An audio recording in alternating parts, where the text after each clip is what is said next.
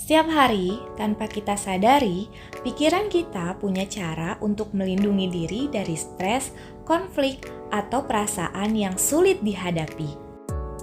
Dalam psikologi, ini disebut mekanisme pertahanan.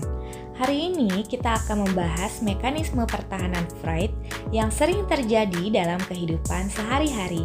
Yuk, simak sampai akhir. Mekanisme pertahanan adalah cara alam bawah sadar kita melindungi diri dari perasaan atau pikiran yang mengancam. Sigmund Freud, seorang tokoh besar psikologi, mengenalkan konsep ini sebagai bagian dari teori psikoanalisisnya. Mekanisme ini otomatis, jadi kita sering melakukannya tanpa sadar.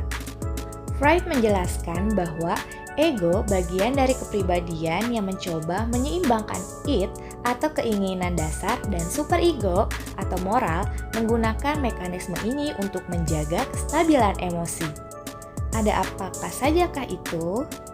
Pertama, represi atau penekanan. Pernah nggak kamu lupa sama kejadian menyakitkan di masa lalu? Itu karena pikiran kamu menekan memori tersebut ke alam bawah sadar. 2. Proyeksi. Proyeksi adalah ketika kita memindahkan emosi atau sifat negatif kita ke orang lain. Contohnya, ketika kamu merasa marah tapi malah bilang orang lain yang marah.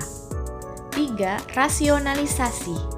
Ini adalah mekanisme di mana kita mencoba memberikan alasan yang masuk akal untuk sesuatu yang sebenarnya kita tahu salah.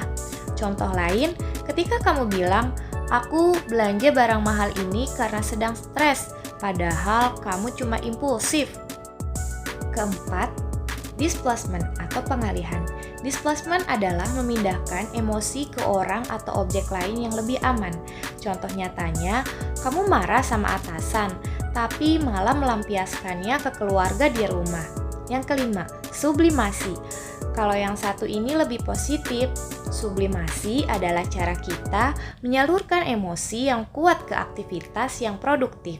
Misalnya, kamu sedang sedih, lalu melukis atau menulis puisi untuk melampiaskan perasaan. Kenapa penting untuk tahu tentang mekanisme pertahanan? Karena dengan mengenalinya, kita bisa lebih sadar terhadap diri sendiri. Kita bisa mengevaluasi apakah reaksi kita sehat atau malah merugikan hubungan dengan orang lain. Misalnya, daripada memproyeksikan emosi, cobalah untuk jujur dengan perasaanmu sendiri. Jadi, mekanisme pertahanan Freud ini sebenarnya wajar dan kita semua pasti mengalaminya. Yang penting kita harus belajar untuk tidak terlalu mengandalkannya dan mulai menghadapi perasaan atau masalah secara langsung. Kalau kamu suka konten psikologi seperti ini, jangan lupa like, subscribe, dan tinggalkan komentar tentang mekanisme pertahanan yang pernah kamu alami. Sampai jumpa di video berikutnya.